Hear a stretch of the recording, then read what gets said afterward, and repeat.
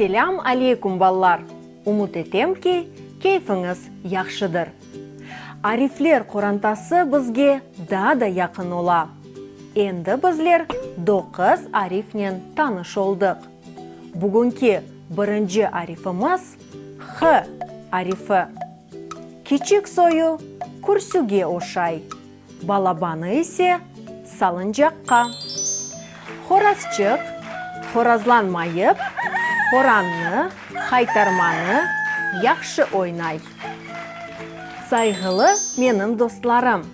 Нәвбеттеки арифлеріміз Ü ve I арифлері. Олар тата қардашлар. Фарқыны көресіңіз ме? Doğru.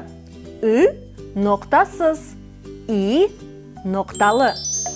İnayet, İlyas, İlmi işlemege pek istedi. Ayağın, saçın, başın, vücudun senin. Kitapların, oyuncağın, her şeyin senin. Яңы достарымызны сіз бегендіңіз ме? Бүгін не қадар арифлернен таныш олдық? 1, 2 яда 3. 3 ebet. Ноқтасыз Ü, ноқталы I ve salınjakka oşağan H arifleri. Ya bu arifler ile ne kadar sözlerini öğrendik?